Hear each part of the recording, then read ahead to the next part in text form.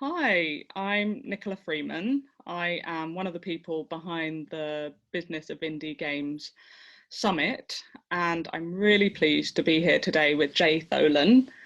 Jay Tholen is the indie developer behind Dropsy and is now working on Hypnospace. And in my research, reached out to publishers and people in the indie community to find out who in the industry started from the beginning and was able to manage the business of a game from scratch. And I'm really pleased. Mike Wilson from Good Shepherd Entertainment said that Jay Tholen was really quite remarkable.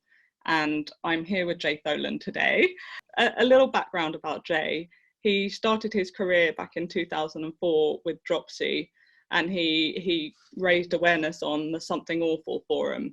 And he's here to talk to us today about how to raise money on Kickstarter, because he's had 3 attempts as an indie with no track record, no previous games. And yeah, he's really here to tell us his story. And really Dropsy has been quite successful, and he's been able to live off that and fund his new development, which is Hypnospace. Do you want to tell us a little bit about Hypnospace? It's a very challenging project to sum up in that sort of condensed, one-line format you're supposed to do. But it's an alternate reality internet simulator, and you play as sort of a moderator or a janitor, sort of digital janitor on this internet that looks a little bit like the late 90s internet, like GeoCities or Angel Fire or these kinds of websites. And there's a simulated operating system that you interface with as well. So yeah, that'll come out later this year, hopefully around August or September. So.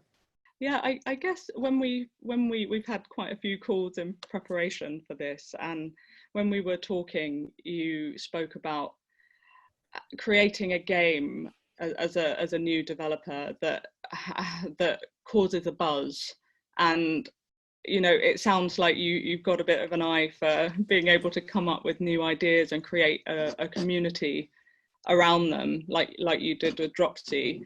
We're going to be talking about Kickstarter today, and basically we really want to hear what you've had 3 attempts on Kickstarter. How did they go and what happened? Yeah, so my first Kickstarter, they were all 3 of the ones that you're mentioning here for Dropsy, the same game, which sounds really bad. Like some guy keeps coming back over and over to Kickstarter. But the first one was before I really had any experience in like game development as a full-time thing, that was back in 2011, early 2011, I think it was. And I made a Kickstarter with a very small goal of $225 to just afford some development software. And of course, it's a little naive, but I just planned on working on it when I got home from work with the software until it was finished, basically. And I was overestimating how competent I was at programming, especially given sort of the scope of the game, what I wanted it to be. And I really didn't want to do I didn't want it to fall short of what I had hoped it could be. So later in 2013, I did my second Kickstarter, and I set the goal for 29,000 or 25,000, something like that. And that was to help get a programmer to help me out. And that one failed.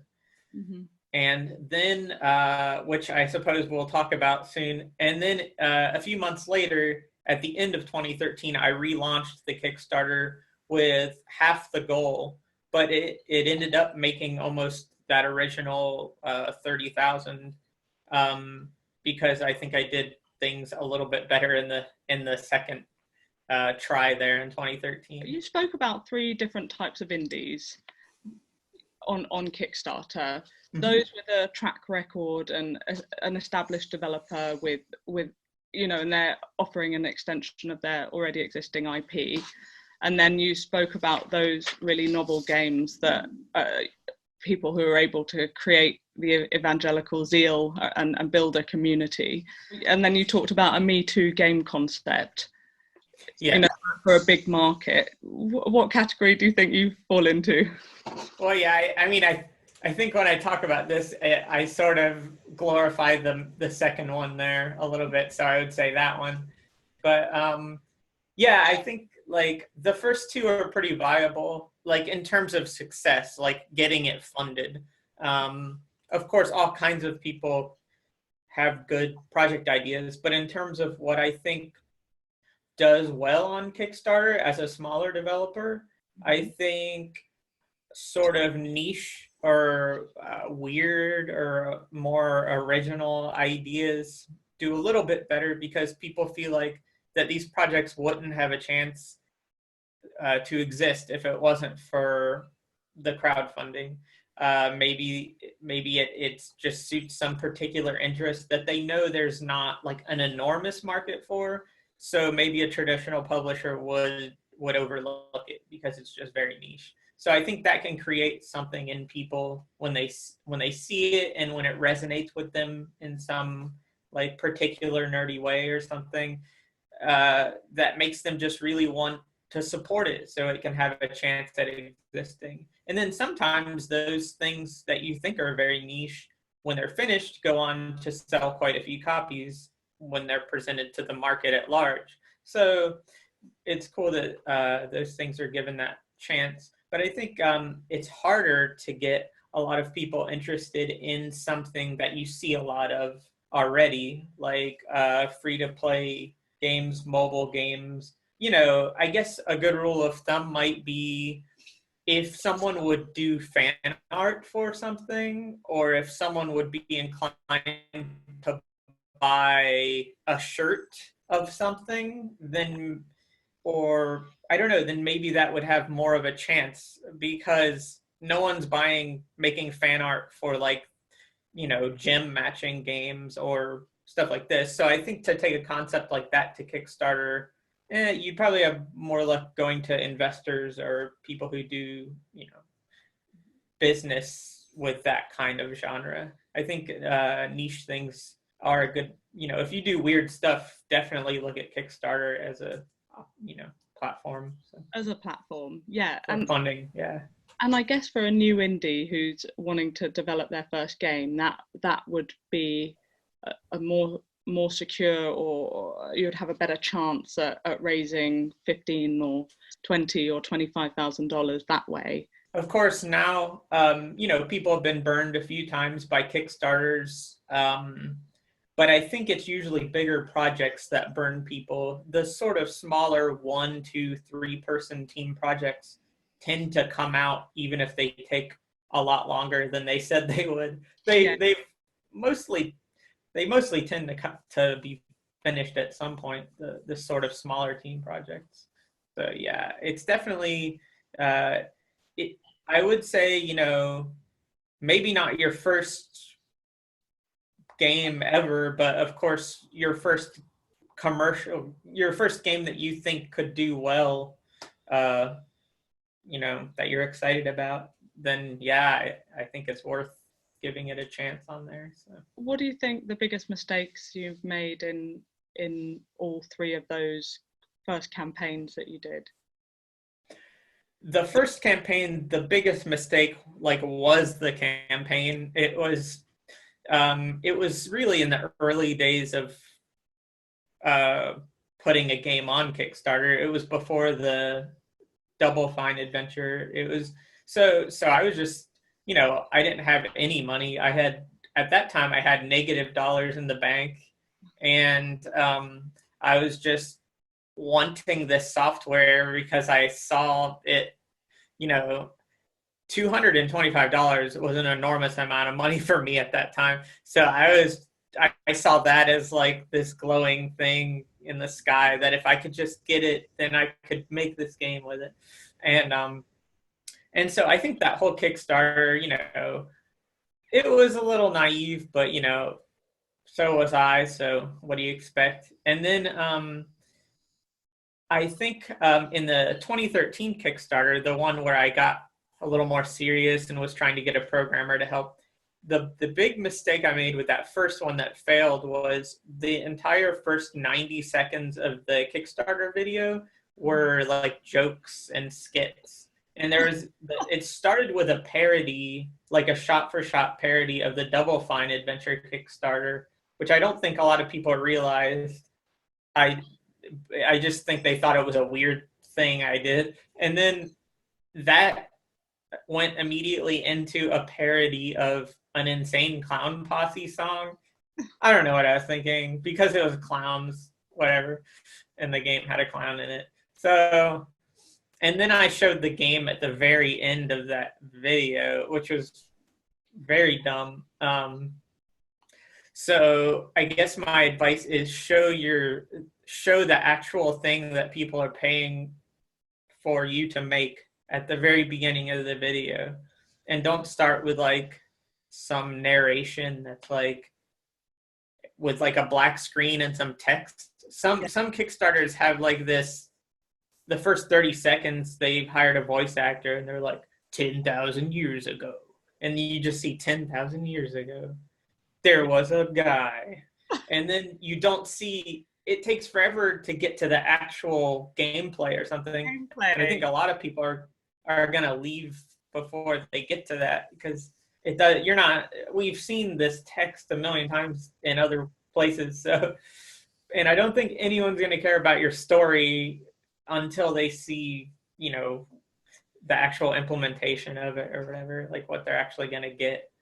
So yeah, I would say it's very crucial to put, your gameplay right at the beginning, or the meat of what it is you're putting on Kickstarter right at the beginning, even if it's just little clips of it for 30 seconds, and then do, if you want to put your face on there, go ahead. But a lot of successful Kickstarters, the developers don't even talk in the video. It's like maybe a 1 or 1.5 minute video of just the game, and then in the description they'll talk about themselves. I hear what you're saying. It's like hit everyone with the best bit first to grab the attention, and then and animated gifs, whatever, those two, put them, of the gameplay, put them right at the top of the page too. I think that's really helpful. People have something to share on Twitter and stuff too. How did you put together your first video? It was just like a webcam and some editing, like open source editing software, and like I already recorded music as a hobby, so the audio is probably the best part of the thing, and I was just learning how to edit video then. So or do you mean the failed Kickstarter or the successful one in 2013? Oh, interesting. Yeah, let's talk about both of them. So the one where you didn't get to the gameplay until the end and you started with skits, how did you put it together? It was about me too much, I guess. It was like, oh, I'll be funny and personable, and then and charming, and people will want to back the project based on that, because I had and that was probably some insecurity with how much game I had to show, because of course I was looking for a programmer, so I could only mock up things and I did make a rudimentary engine for the game, but it was just very bad, and so that's what I did there. That's why I front loaded it with all this entertainment and didn't show much of the game, because frankly the game bits weren't so impressive or existent yet. So I worked a few more months after that on actually making more game assets, and making some sort of mock-up footage of what the game would ideally look like, and then that in the second Kickstarter, that's how I started the video, with that stuff. So and through that process I learned about video, so that was nice. I think this whole weird Kickstarter process teaches you a lot of different, like, social media, some marketing, editing, video, audio, I guess everything. So you said one of the biggest mistakes was the video. What other things have you got wrong? And so I got the reward levels were a little bit weird. I think now what I think is you need to space out your reward levels so that people will maybe see the $15 tier and they'll think, oh, gee, but the $20 tier comes with a soundtrack and that's only $5 more. There can't be too much of a leap in between any of those, I don't think. The later ones get less consistent. Because they're usually weirder, like have your face in the game. And I'm not sure, they can't be astronomically high, but, I think if it's a licensed property, then people will probably end up paying more than if it's like your original thing, because your thing isn't known yet. So unless they are a fan of your work as a creator in the past or something, those higher tiers where they can get in the game or something, I think maybe don't make them astronomically high. But yeah. Nice. Is it increments that make it a no-brainer to upgrade, and then lower premium pricing? Yeah, and I always think now that is really worth it to put a $1 tier in, not because it makes a lot of money, but because when people back it, they all of their followers on Kickstarter or friends, or I don't know what they call people on there, followers, I guess. All of their followers get an email saying, Jay Tholen backed whatever. So there's a Kickstarter going on right now, and I backed it. And one of my friends actually tweeted me that he wouldn't have known that the game existed if I wouldn't have backed it, because then he got that email saying, your friend Jay backed this Kickstarter. So I think that's really valuable about the $1 tier, because some people just back it to get the updates and then actually buy it when it comes out for the $1. So all of their friends, though, will get an email. So, and that's just a kind of notification, $1 to be updated, basically. Yeah, a lot of people do it for that reason. Some people even do it to write a jerky comment, because you can't write a comment unless you back. So some people back for $1 to write a mean comment and then they unback.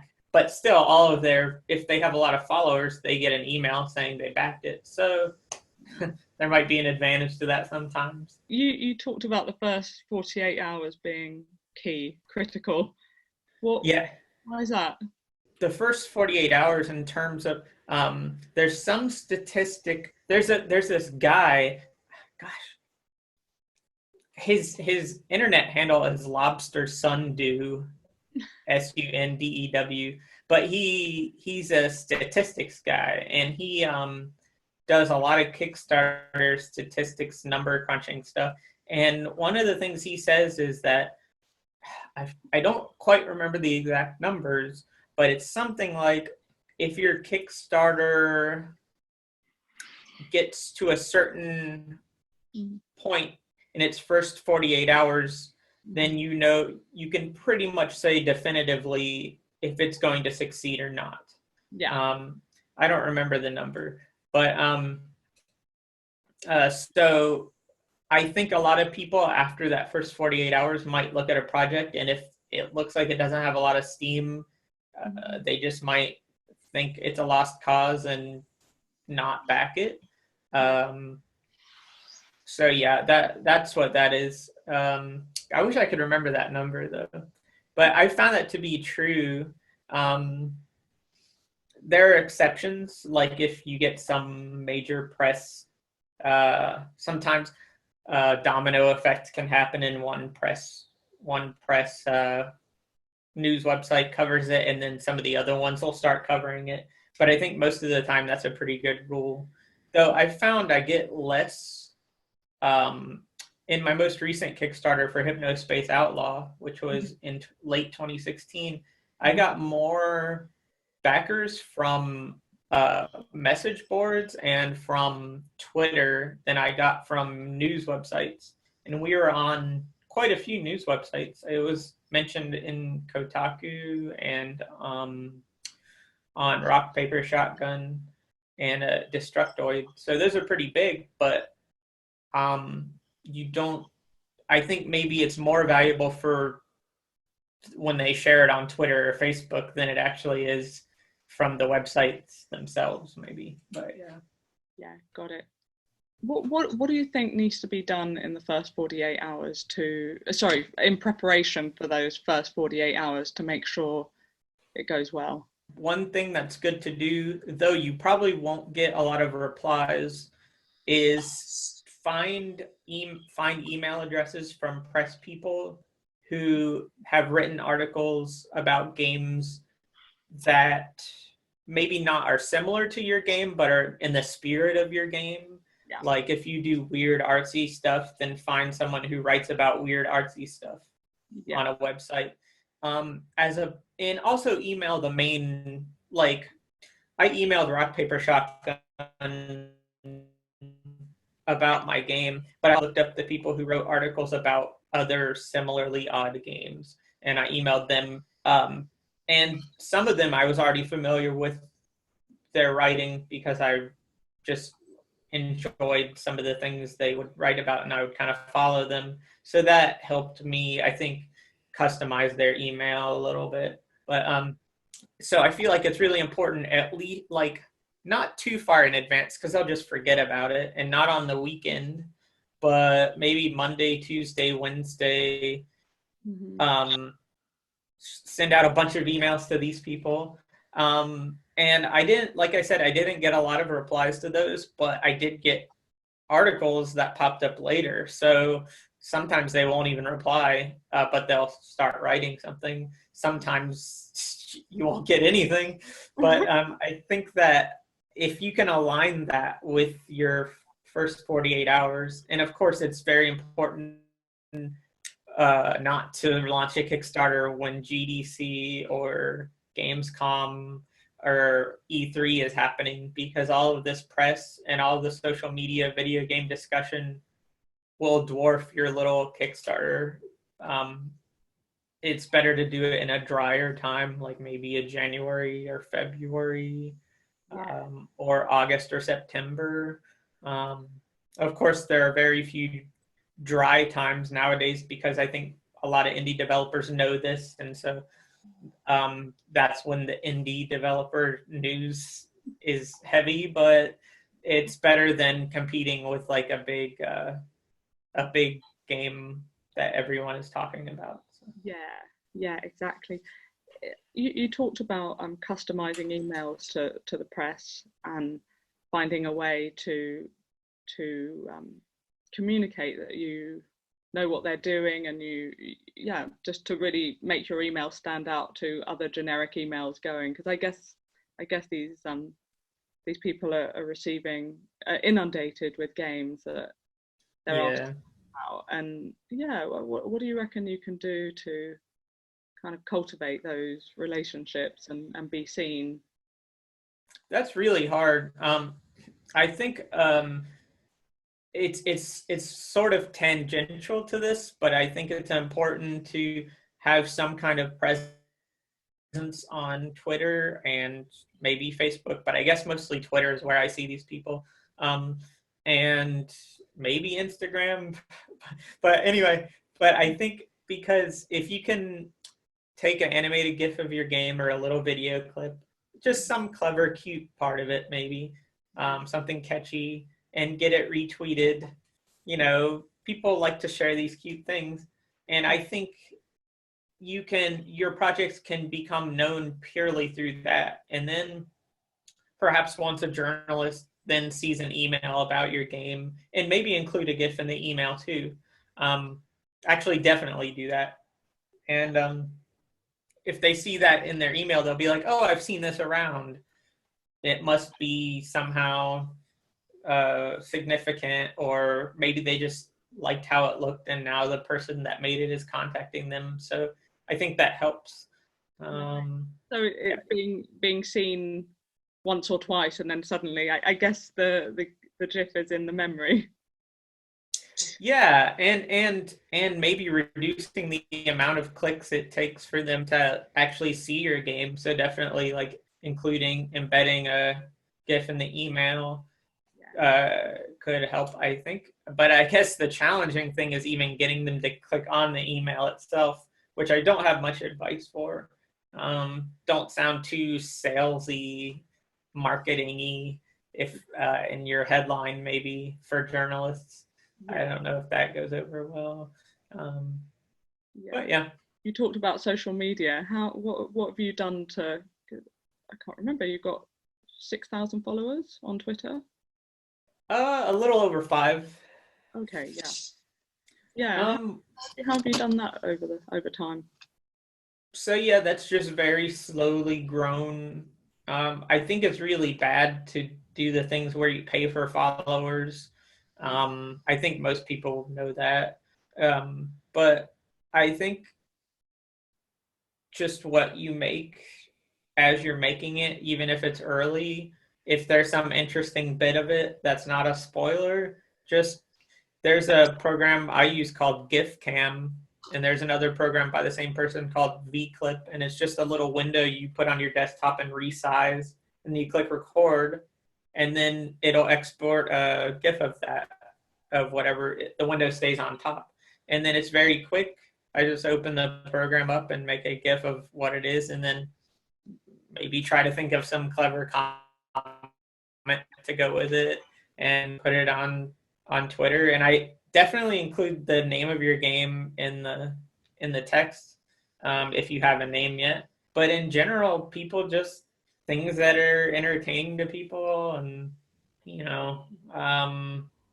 they'll follow you to see more of it. Yeah. Have you? I know some people are quite disciplined with social media, and as soon as they meet someone, they connect, and really do a lot to cultivate relationships. Is that something that you've done, or I guess it's not everyone's style? Yeah, that's hard to say. Like, only Twitter, I guess. I have a LinkedIn that I haven't updated in many years. Because I guess it's just not the world I come from, like this sort of businessy side of things. But I should update it probably now that I'm more wearing that hat than I ever have. But yeah, social media.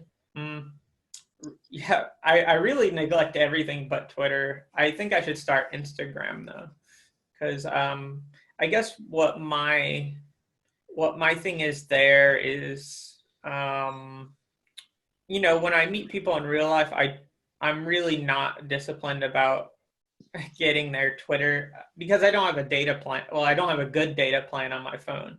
So that kind of throws that out the window.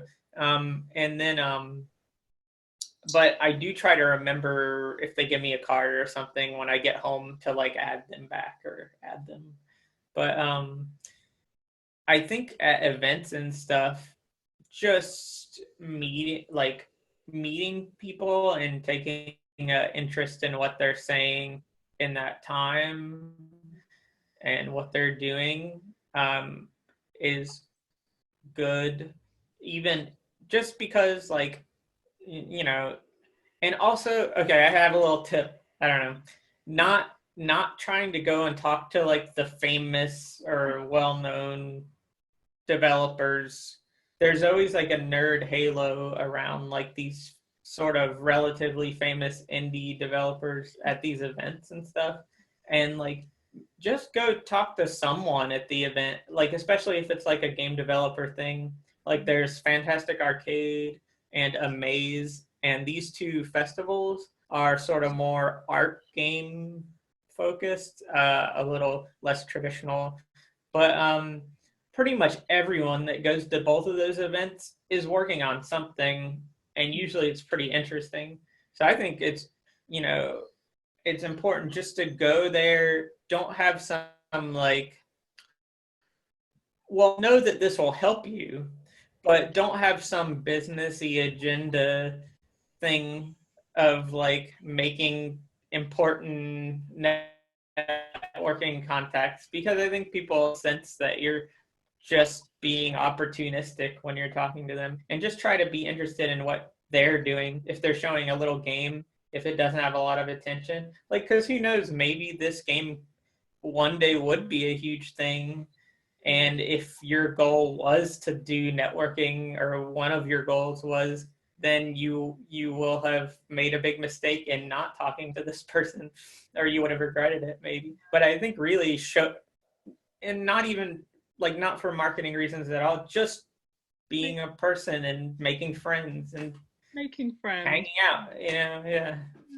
Yeah, it's interesting. I read a book recently, The Devil's Bargain, about Steve Bannon, and he went out of the Navy, did an MBA, and then wanted to work in investment banking, and it was a bad time, and he wasn't the right kind of fit, and he went to a kind of recruitment event, a party where everyone would mingle with the partners, and it was full, he couldn't get in, and he just stood outside and cracked jokes with these two guys.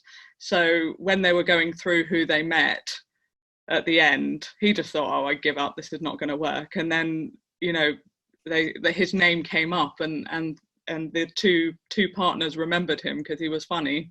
And I mean, it's oh wow. Simple, but you know, he got the job out of kind of hundreds of people just from being himself.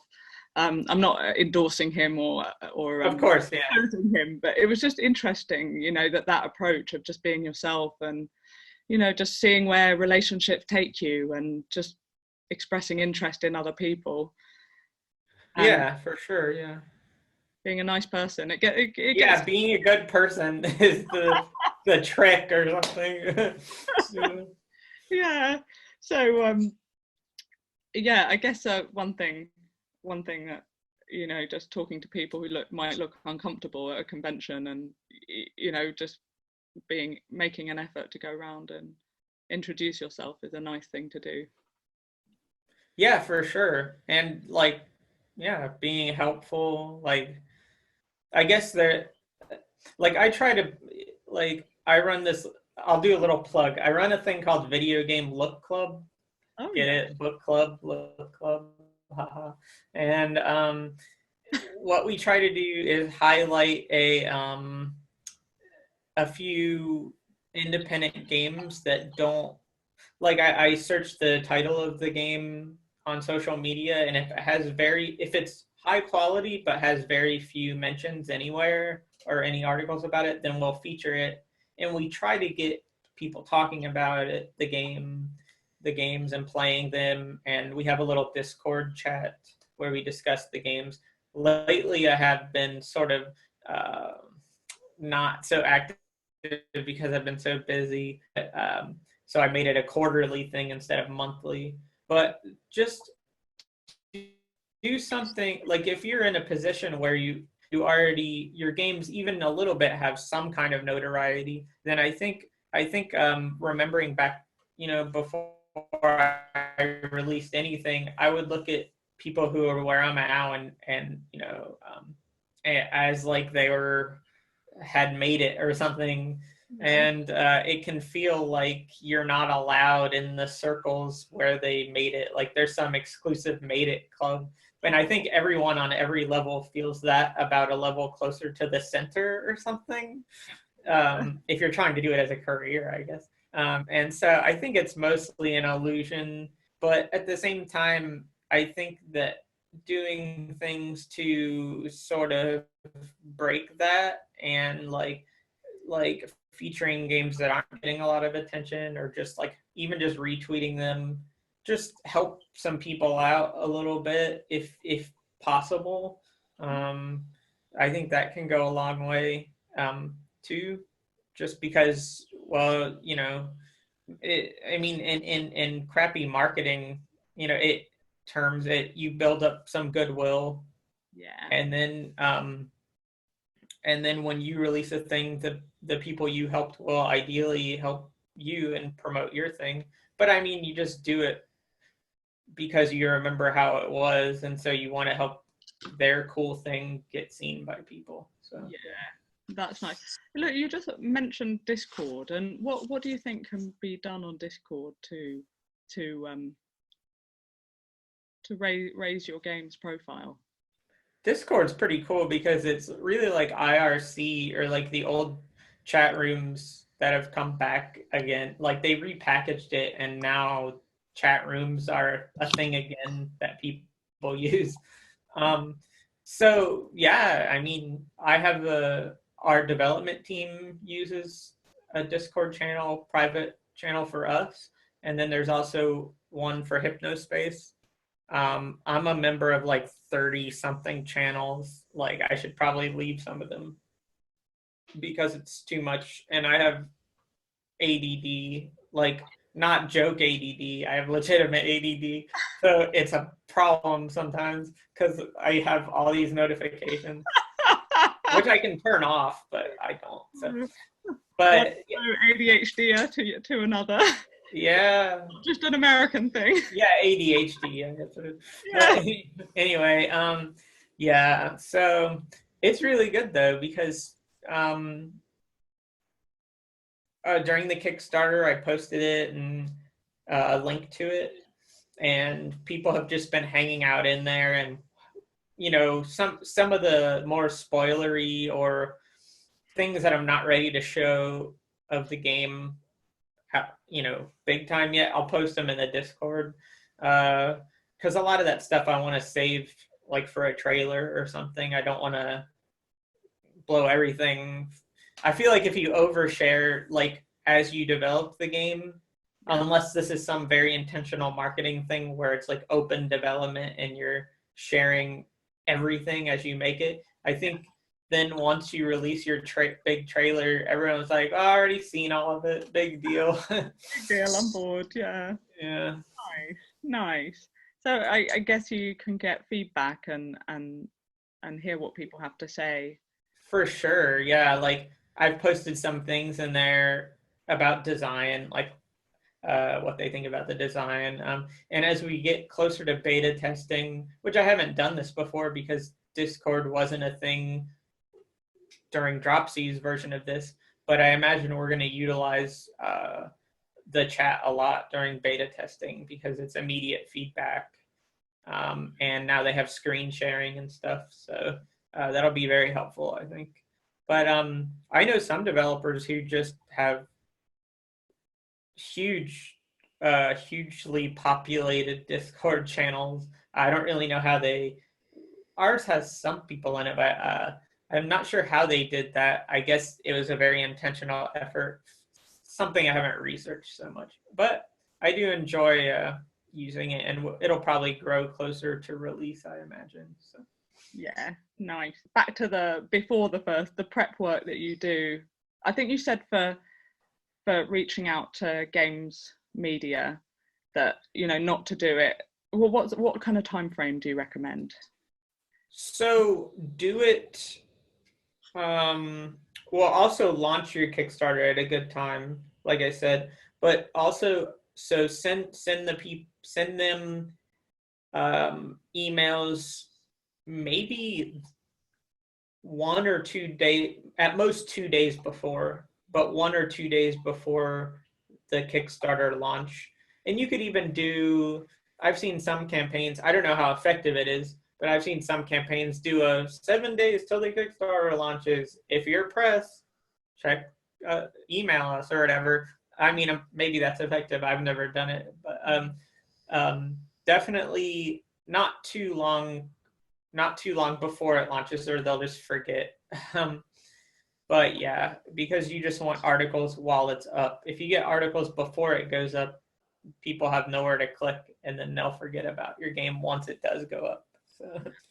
Have you ever thought about resending the same email and just checking you received this, or you think that would be too pushy? I've done that, yeah. Yeah, I sent for both Kickstarters, you know, I probably sent like 200 or 150 emails out, and both times I replied again and was like, hey, Bill, just checking. I know it's probably busy. or whatever. Just checking if you saw this. That Kickstarters are a full-time job. They're pretty intense work-wise. But I think the other thing in the first 48 hours that's important to do, and you'll probably do this anyway for the page content, is to make sure you take a bunch of GIFs of your game if you can, because and maybe plan to post them like twice a day, I would say, during your Kickstarter on social media, and in the tweet ask for retweets and use the stupid hashtags. Like, a lot of people skip that because I think it's uncool, but like, you really need to, like, people do look at those, I guess. So use indie dev, hashtag pixel art if it's pixel art, stuff like that, and then say please retweet and include the GIF. Indie dev, pixel art, what else? Game dev. For these projects like I make, I think a lot of the people backing these projects are other developers, like who are just into these things. So at least that's who I think back my projects the most. So things that they would be looking at anyway, maybe. But yeah, I think that helps. Yeah, and include a GIF and then also a link to the Kickstarter. Yeah, or maybe a video clip too, because those are little video clip. Yeah, a little video clip. Yeah. Yeah, but I would say do that before the Kickstarter launches, so that's already done, and you don't need to spend all your time worrying about like mocking up more game during the Kickstarter to take GIFs of and then post. Yeah. I think a lot of times people wait until they feel like they have just enough content, and then they do their Kickstarter, and then they're still working on the game, trying to make new content really quick to post screenshots of, and then that's just an incredible amount of work.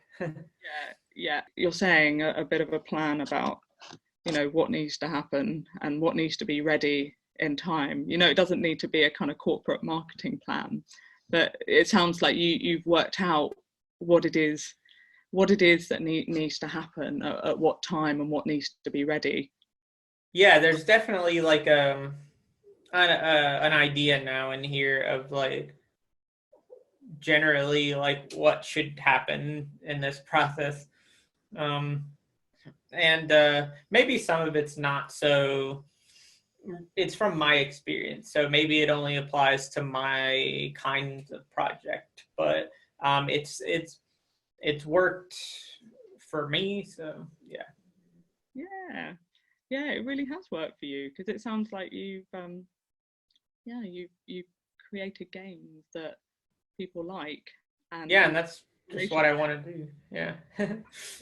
What else do you think you can do to prepare? So you've talked about media, social media. Is there anything else? Yeah, I mean, of course, all of the stuff, getting the video ready. I guess this is something, like I said, that all of my other Kickstarters, I've never done it this way, is not working on the game itself during the Kickstarter and just dedicating your time to the other stuff, social media and everything else, because you're going to have a lot of work with all the other stuff. And also, I guess, not launching a Kickstarter too early, like finish enough game stuff so that you can make a very impressive showing on your Kickstarter. Like, unfortunately for programmers, people respond to art and audio more, and so you really need to wait until you're at a point in the game where there's some kind of pretty or attractive or polished art, even if it's just mock-up art or something that you can present. You talked about getting the video up to a point where it's compelling and getting the gameplay to a point that it's attractive enough, and then starting the video with the compelling gameplay, and just, you know, not doing the Kickstarter campaign too early.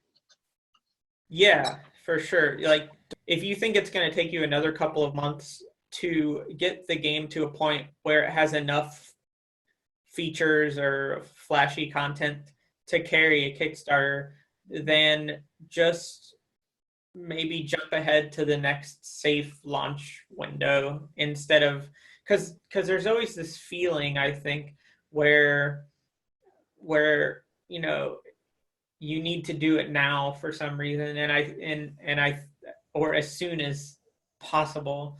And I think in both cases, for me, that wasn't really real. It was just something I tricked myself into thinking, because I was right at, you know, I had a serviceable game to show, but not something that really would knock people's socks off or something. Yes. So I think in both cases, if I would have waited, which is part of the reason I think that first 2013 Kickstarter didn't do so well, because I didn't have so much game to show. And of course, if those next few months is around Christmas time or around E3, then push it back later and work more on getting it ready, because you don't want to launch during Christmas or something. Yeah, so bad time Christmas. So I was looking through a list of all the games conventions, and, you know, do you pay attention to the regional games conventions as well, or do you just pay attention to the big ones? If I'm in a local, like when I lived in Florida, I went to the Orlando events because they were pretty cheap to attend. I just drove there. It's pretty easy to get your game into them. And again, you can kind of make friends with the local developers and see what's going on. And in Orlando, there was a nice sense of community, and a lot of people's projects didn't have much in common, but they sort of supported each other. So mobile game developers and me and people who made strategy games, like just because it's this local scene, people supported each other. And some of the other people from this scene are now quite prominent and have successful games. And I just remember some of them when they were just starting. So I think it's very much worth it if it's local. For some conventions, if the point of the convention, if the convention focuses on, even if it's local, but if it focuses on a particular kind of game that fits the project you're working on, then that might be worth it, even if it's is a little artsier or alternative. But I think it attracts the kind of people who would like the kind of game I'm making. So I think it was worth it to go to, even if it's not some huge PAX or GDC or E3 thing. And conversely, I think sometimes it can not be worth the money to go to a big PAX or E3 convention with your game if it is a very niche or a quiet game or a slow game or a super artsy game, unless you're in a special booth or something for those kinds of games, because it's a lot of money, and money that would be better spent on other types of promotion that would be more effective, because you're competing with like gun sounds and loud music and stuff. So yeah. Do you think it's worth, in the lead up to your Kickstarter and in that first 48 hours, to really go to as many meetings and get try and tell everyone to, ask for support with the Kickstarter? Is that something that you think would make a difference, or would your time be better spent elsewhere in that time? I'm just supposed you're in a metropolitan area or somewhere with a lot of meetups. I guess it could be worth it if you're already in a place that has a lot of meetups. It couldn't hurt. I think it's a bit of a gamble to invest a lot to go to a big convention where you have to fly there maybe, because I think it's a little bit difficult to get people at conventions to actually visit your website or your anything once they get home. I think often they throw any of their papers away and then they go drinking or they go sleep hotel or whatever. What about different formats like game jams, festival submissions, different ways to get your game seen as remarkable among other games? Have any of those things, those formats worked for you? Festivals, if you can, especially if you can attend them, I think it's effective. Again, see, you have to decide if the cost is worth it to you. For small festivals, like I already had to go to the United States to visit family last year, so hopping over to a festival there wasn't so difficult. But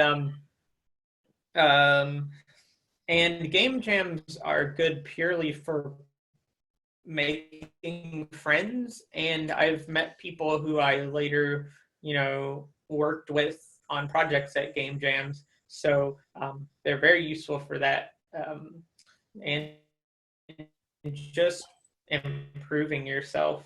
But in terms of marketing a specific game, I think if you tried to bring a Kickstarter to a game jam and like pimp it there, people would think you're being a jerk a little bit or something. Good.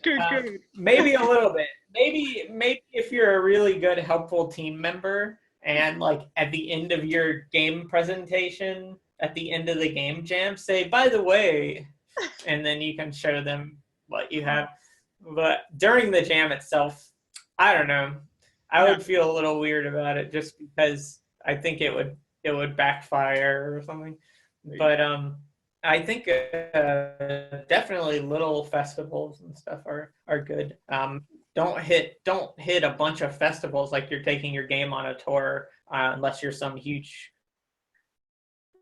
developer, though, because I think that's a lot of money and not, it's good for generally getting your game seen, but I don't think it results in a heck of a lot of direct sales or anything like that. You had a funny story to tell. You said that you were contacted by people during your Kickstarter campaign asking you to stop your campaign. And what happened? Yeah, so I won't mention the specific Kickstarter or whatever, but I was running the Kickstarter for Hypnospace Outlaw in late 2016, and there was another game that had a bit of a similar aesthetic. I don't think the games are similar personally, but I think I can see how they would be afraid that my game could hog the attention because they do have some things in common. So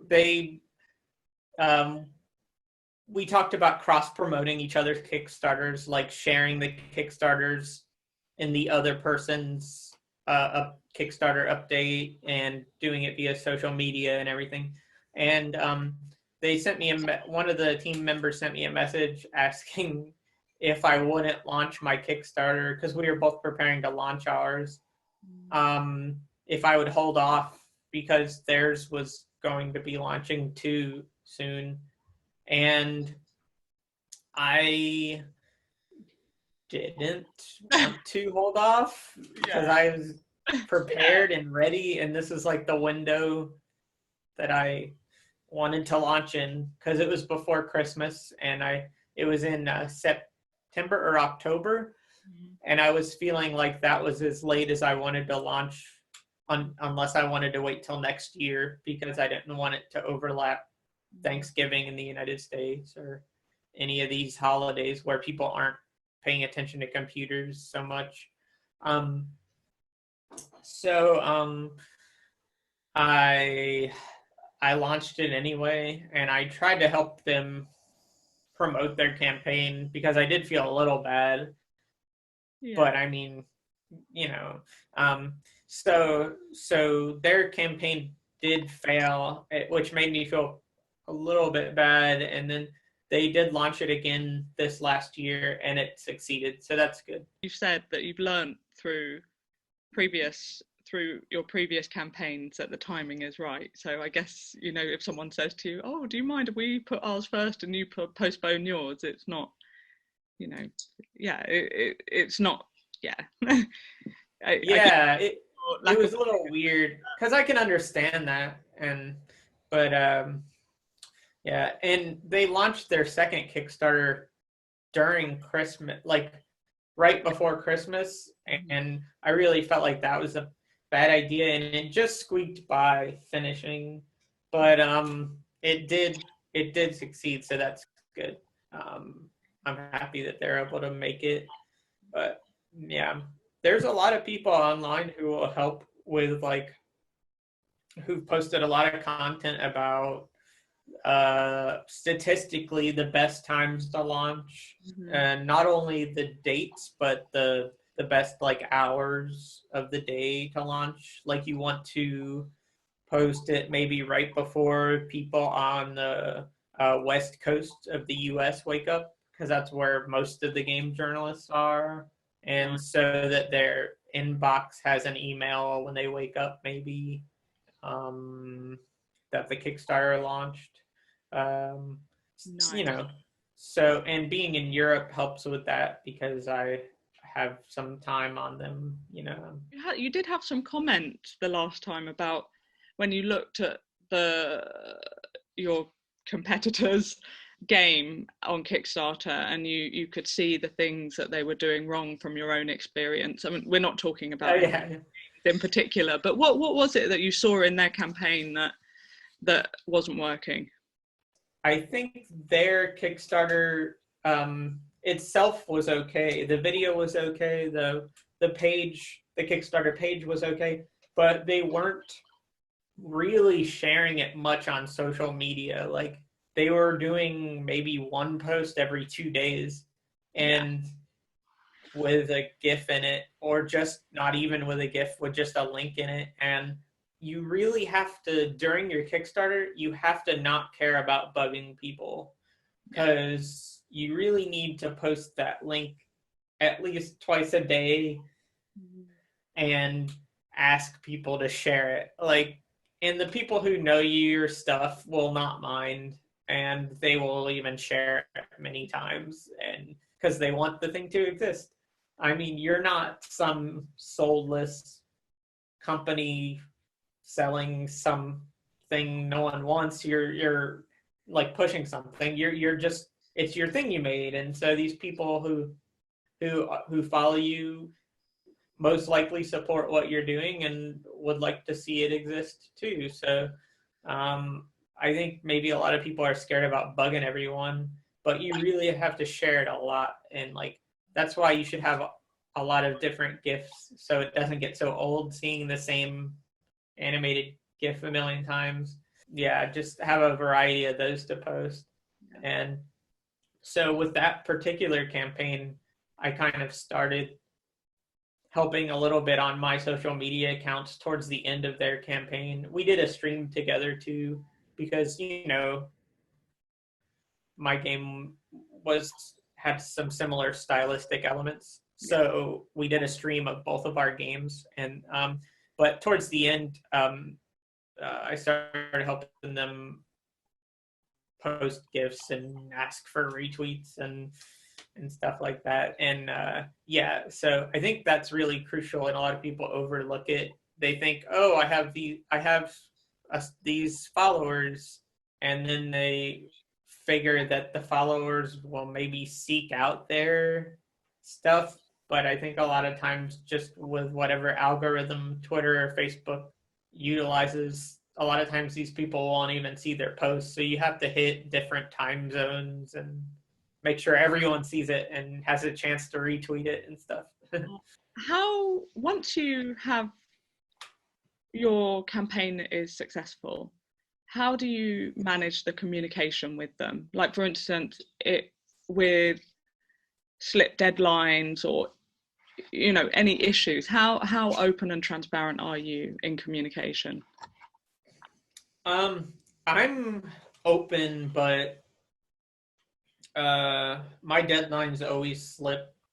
Um, Yeah. so, and sometimes I'm just working on the game, and it's quite a bit of work to post a good meaty update with a good amount of content. So sometimes I really don't want to interrupt my flow of working on the game, and I don't update for a while. Though I think it's good practice to probably at least make a text update, because they would, if you don't update much, because I think they would appreciate that, because a lot of people will start to speculate after a few months that your project is dead or something.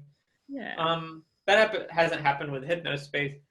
I think because I post quite a bit on social media piecemeal. So what I've been doing, I don't know, for the last year, I guess, is I have been saving all the animated GIFs and little video clips I've been posting on social media when we have a new feature in the game.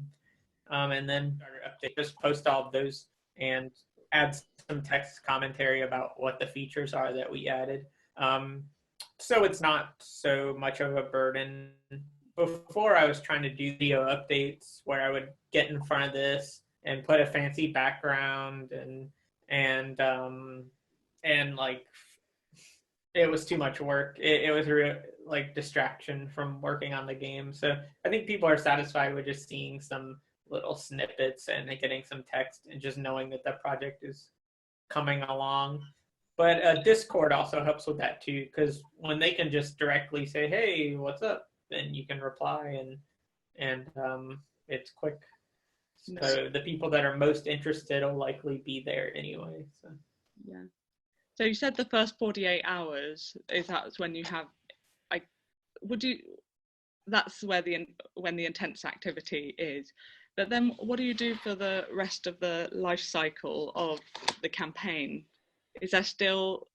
It was interesting. I spoke to someone from a crowdfunding organization, and she said, "No, it's a myth that it's not absolutely true that the first 48 hours is pivotal, and that some campaigns do reach their goal towards the end. And you know, we're just trying to get to the bottom of fact or fiction around that. But do you think, first of all, what do you think about that? well, it's just from my limited experience.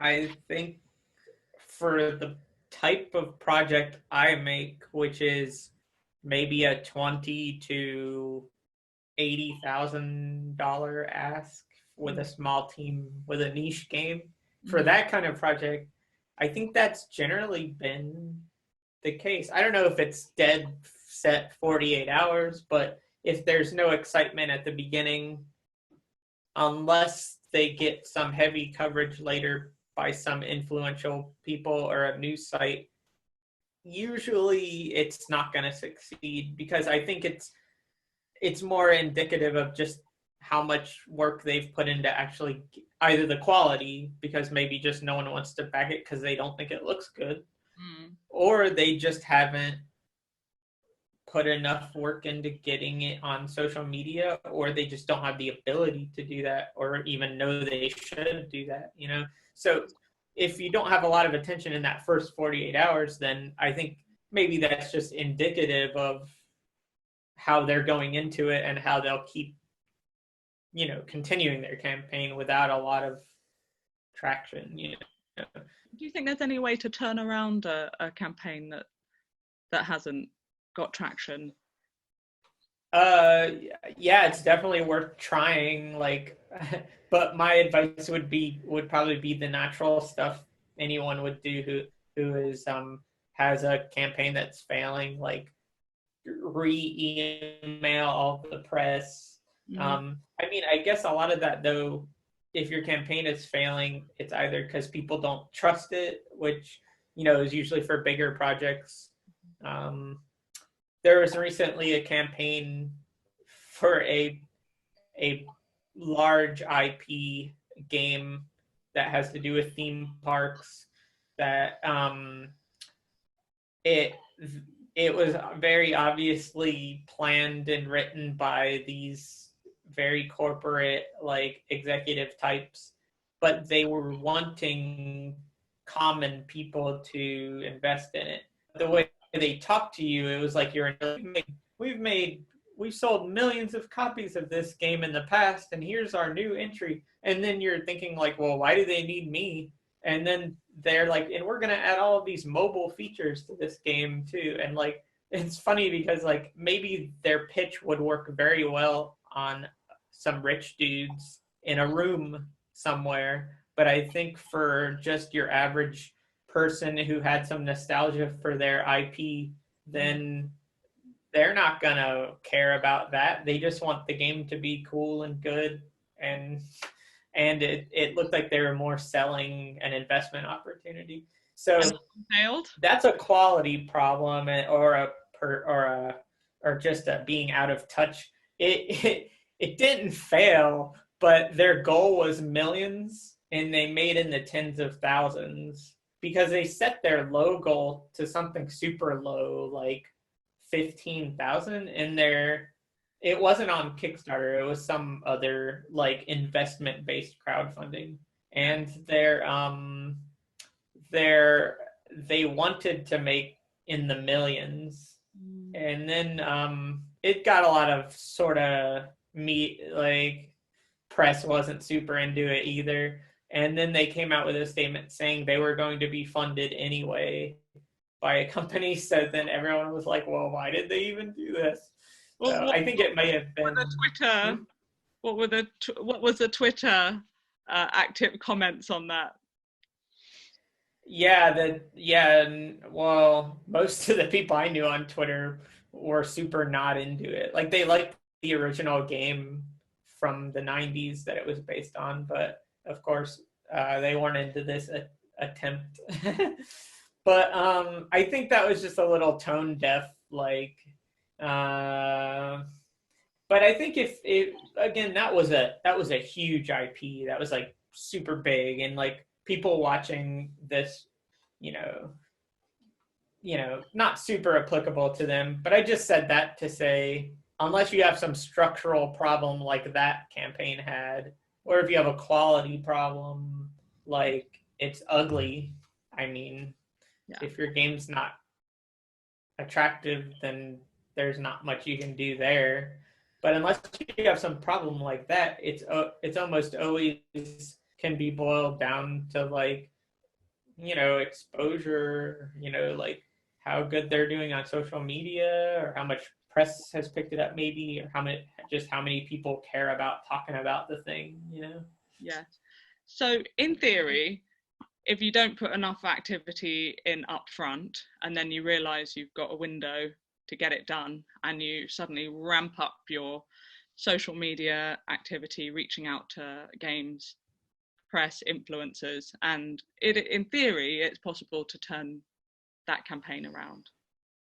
Yeah, I think definitely. I think it's happened a few times too. I can't name the specific campaigns, but I know it's happened, like some miracle comeback stories. But always the thing, you can usually see why at the beginning there wasn't much of a push, and because they learned what they were doing wrong at the very beginning. Or some will be like, oh my gosh, they're sucking at this. We gotta help, and then they, like, do the community will sort of take over the social media duties and carry it across the finish line. I think I've seen that happen once, but I don't remember the game. But you couldn't, like, the devs posted very little, and it was just other people who were sort of championing it. So maybe if I can find that one of those campaigns, I'll get the link. I think that was last year. But anyway, yeah. So first 48 hours, lots of activity. What would you recommend for the remainder of the campaign? Like once a day, or twice, just keep up the twice a day? Just Yeah, like keep it up. I mean, maybe in the middle, maybe give people a break in the middle a little bit here and there, but there's always like a little dip, a big dip usually in the middle of the campaign, because most of the people in your immediate circles have seen it already, and so your new backers are not going to be many unless you get press, and then you'll see a little bump when a press coverage appears or a YouTuber or someone covers it. But if possible, also try during the campaign, try to line up some YouTubers or someone for the end. Maybe do some live stream, closing out live stream. yeah. And I would say it's important to time the ending of your campaign. Kickstarter lets you set when it ends. Yeah. And don't end it like at when everyone's asleep, because you want everyone to have this exciting like end it maybe at night when people are awake and not working. Oh, that's great. And then do a live stream. Lovely. And okay, great. And then the final thing was, it sounds like you have worked out that for your first games, your best traction, your best opportunity is other devs supporting it. And I guess that's what I've heard throughout, that is really the message, is really cultivate local relationships and do as much as you can in the local, in development communities to get your game out there. Yeah, I think that's true, especially for games that appeal to,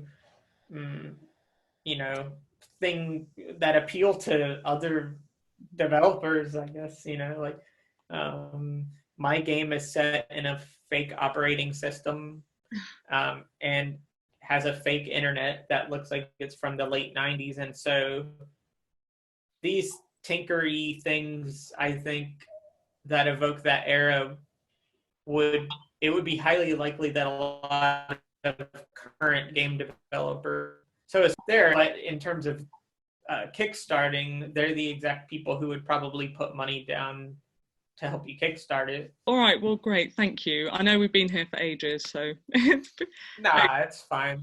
I appreciate the time. Yeah, no problem.